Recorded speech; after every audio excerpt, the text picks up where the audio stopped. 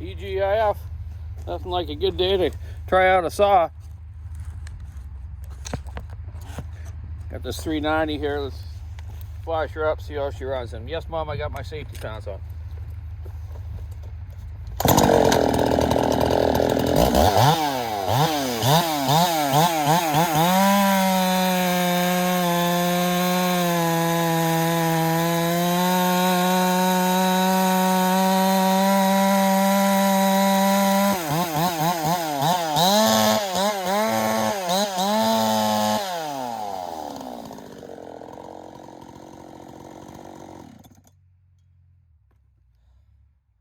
Those are some nice chips.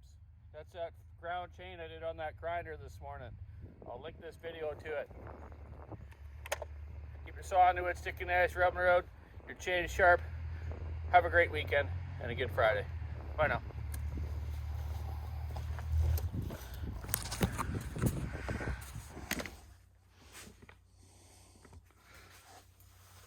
Okay, I just want to add to the beginning of the video I just did.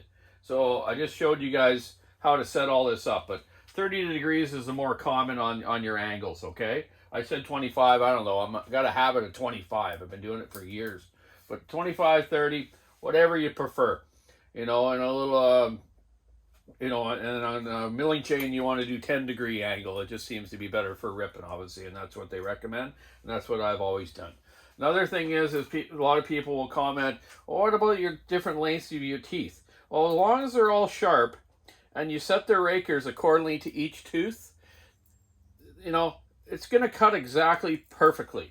You know, a lot of people have they all figure that you do different lengths of teeth, it's not going to cut right. But you could have a quarter tooth on this side, a full tooth on this side, and if the rakers are set properly to those teeth, I guarantee it'll cut straight. I'll bet anyone money on it, and it definitely works, okay? So don't worry about the different length. Who cares? It could be a little bit here and there, but as long as your rakers are set right, the way you go. You do also want to just, you know, after you do, you know, one side of the teeth, you know, just touch up your stone just a little bit again too, eh? You see it's starting to get a little bit of blackness on there. I don't know if you can see that. Let me zoom in. But, you know, just a little bit of blackness on the edge of that stone, right? So just keep it kind of shaped right. And like I said in the video about keeping it clean as well. Your chain clean before you start grinding. And also blow your grinder off so all the grit doesn't get in here.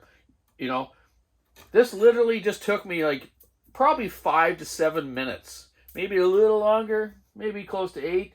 But that's all it took. A full house, 28-inch chain, 92 drivers. So fast, man. Once you get into the rhythm of it, it's just zing, zing. Move it, zing, zing. Lock it in place all the time, right? Away you go. So watch the video. Haha. Bye now.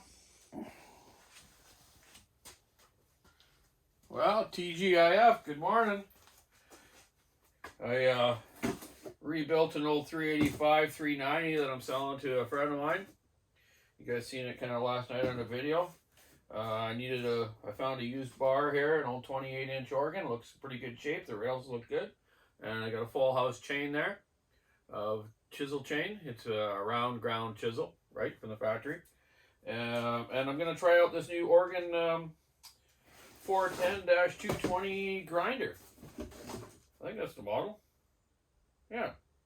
So it's they range from about $300 to $500. I see on eBay, Amazon, or whatever it is, or a local dealer maybe as well. You know, these aren't the better ones got more adjustment on them and they're a little bit bigger. But for an average homeowner or average firewood guy, there's nothing wrong with this grinder. It works just perfect. And I'm going to show you the features on it and how to set it up.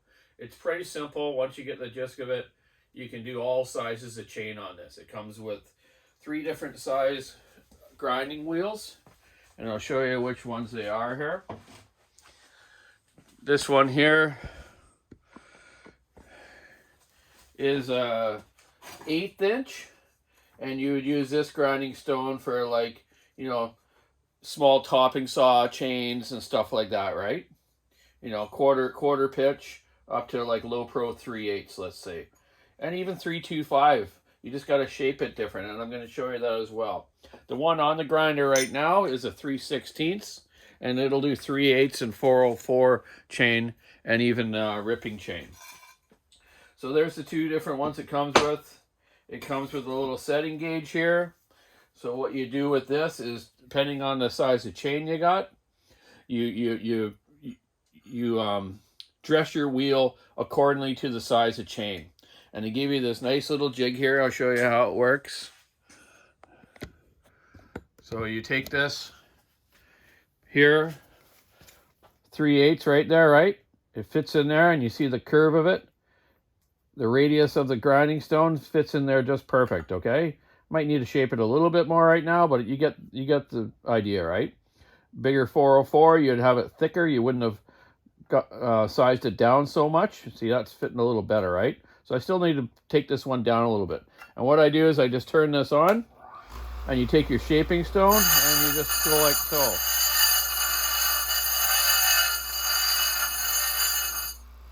Okay?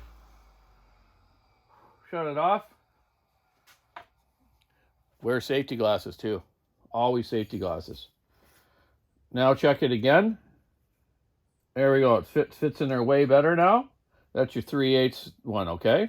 So once you get your stone shape to your size of chain, and in the instruction manual, it lays out, you know, every chain, the angles of them and whatnot, eh? And I'm going to show you that right now. So the head tilt is what you call this angle in here, okay? So here, it's pretty much 55 degrees for all chains except for processor chain. You do 50, but you can do processor chain on this with this big 1/4" one, but it takes a long time to do it, but it's better than doing it by hand, right? So that's your head tilt. We're going to leave that at 55. This is your, you know, your vice rotating angle. So this is your angle of your chain, you know, 25 degrees, 30 degrees, pretty much 25 degrees on everything here. Especially what we're doing right now, the 3/8. So 25 degrees. And you also have your head tilt angle. This here can tilt this way or that way, and they recommend 10 degrees. But you know what? For years sharpening chains in our shop, I always just leave it the way it is, squared up to 0. It's just a hassle trying to flip this every time that way and that way. You get grinding stuff underneath here and it starts not setting it right. So I just leave it at 0. So set your angle here at 25 degrees. And this is going to be the right-hand cutters I'm going to start with. And your head tilt at 55 and start adjusting it up. And I'll show you how that works. This knob back here, this knob right here will get you down into the chassis of the chain more, okay? As you adjust this inwards, it'll go down farther. So depending on the height of your teeth, what kind of chain you have. It varies a little bit, okay? This one here will just basically slides the chain back and forth so it sits up against this rest nicely. And this rest has a knob back here. If you want to move the chain forward to take more meat off, you turn this knob in, or less, you turn it back the other way. Then you have these little stop nuts here so it won't change on you as you're grinding the vibration, right? So yeah, what I do first of all is I just kind of visually just have the chain slack, right? Get your head set up so it's coming to the stop in the back here, so you can't go any farther. So all your teeth are going to be the same until the stone wears a little bit, and you might need to redress it a bit. So basically, these grinders is good because you get the exact same grind all the time. Your grinding's consistent, right? So we'll do a couple teeth here, but then I'll also show you a feature here for doing rakers. You can set your head tilt to 0, so straight up and down, or leave it angled if you want. But set your turntable here to 0, right? Okay, and you just take like the 1/4" stone, and you can shape it like a flat spot. So as this comes down, it's hitting perfectly on top of the rakers, right? So what you would want to do is set one raker first, right? Then set your down angle so it only comes down so far with this back knob, right? So then you're going to get the exact raker grind of each one of them. Most guys do rakers by hand though, but you know, on the saw in the vise. But you can do it on this. You just gotta figure it out, okay? So yeah, let's put this back to 30 degrees. I don't know, I always used to grind 25, but I've been doing 30 now. Okay, tighten that up. Kind of get your chain stop here against there, right? You know, test this again. Okay, it looks about right. So I'm going to turn it on now. Use the vise clamp here to hold the chain steady so you're not getting a weird grind to it. Go down slowly with it.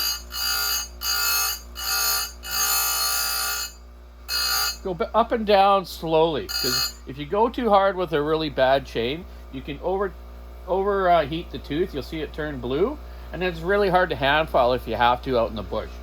Okay, so there you go. Let's turn. You know, these headlights are the best to have too. So I got this headlight on. Let's go to the next tooth.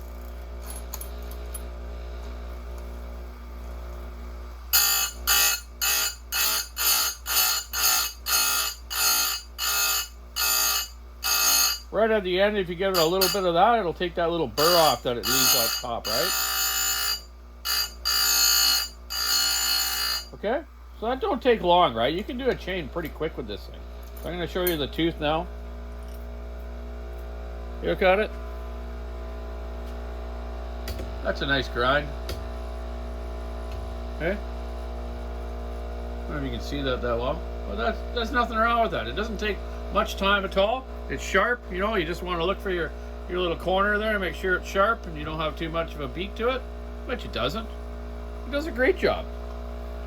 But what you want to also do is clean your chains. Spray them down with brake clean, because all the oil and residue on it will clog the stone up and you'll see the stone turning black, and that's just from the dirt on the chain, right? So let's go to the second tooth now. We're not taking a lot off, right?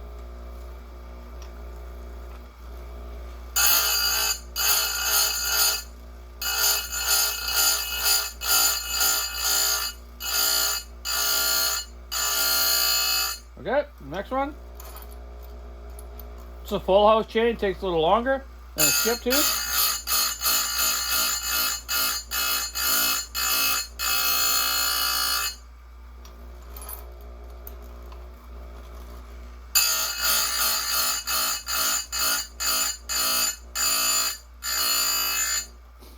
There you go. It's got a nice light on it, but using the headlight or the light on your head definitely helps too. So you can't beat that. You can grind chains just as good as most shops in North America, because most places have these. You know, they don't have the fancy ones like my brother has, those automatic Swedish ones and whatnot, right? For doing processor chain and whatnot. But for an individual, you can't beat this. It's the way to go. It's very quick. So I'm going to quickly grind this chain up. So when I sell this guy, my buddy picks up this saw, it's going to cut perfectly. Nothing wrong, nothing worse than a dull chain, man. It overheats your motor, overheats yourself, your bar, everything, man. Keep sharp chains, good fresh fuel, good properly mixed fuel, whatever good brand oil you want to use with non-ethanol fuel, and you won't have any saw problems. When I go cutting firewood, or when I used to, I haven't done a lot lately, but I'm going to get back into it now that I'm walking and talking again better. I'd pack, 3 or 4 chains with me. When one gets dull, when I'm in the bush, if I hit a rock, I just change it. Then I'll come in and grind them up at night or the next day or something. Eh? That's the best way to do it. Chains aren't that expensive, so always when you buy a new saw, I used to always sell a person a spare chain or give it to them depending on the price of the saw. If you give a guy a discount on the saw, now you gotta, just sell them an extra chain and explain to them that that's not good to do with a dull chain. Change it, then bring them in for servicing. We service a lot of chains at Walker Saw Shop. The boys there are always grinding them for people. But you can do it yourself. You can buy aftermarket grinders that aren't labeled Oregon for even cheaper, but I don't recommend it. These are just built decently, a little bit better than the real cheap ones. So you can't go wrong with it. So keep your saw on wood, sticking the ice, rubbing around, your chain sharp. Have a great Friday. TGIF, I'm going to go see the Prison Band tonight. downtown Parksville here. They got it's Beach Fest month. You know, lots of entertainment going on. So Shelly's taking me to prison tonight. Yoo-hoo, rock on. Have a great day. Bye now.